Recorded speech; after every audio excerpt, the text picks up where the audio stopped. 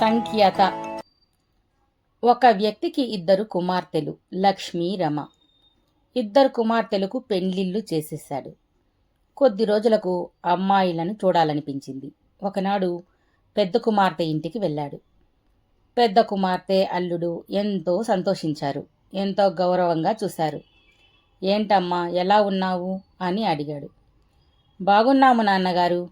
వచ్చే వారం జాతరకు అమ్మటానికి మీ అల్లుడు నేను కలిసి చాలా కుండలు చేశాము.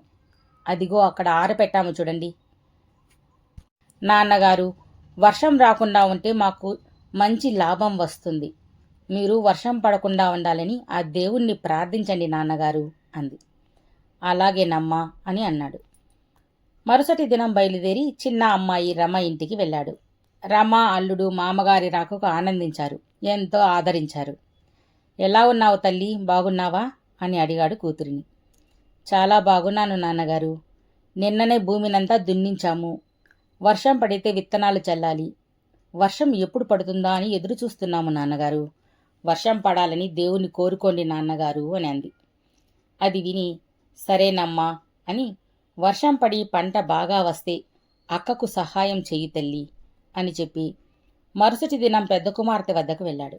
నాన్న, చెల్లి వాళ్ళు ఎలా ఉన్నారు అనంది. బాగున్నారు తల్లి. నీకు ఒక విషయం చెప్పాలని వచ్చాను. వర్షం పడక మీ బాణలు అన్నీ అమ్ముడుపోయి లాభం వస్తే చెల్లెలికి సహాయం చెయ్యి తల్లి అని చెప్పాడు. అలాగే నాన్నగారు అని అంది.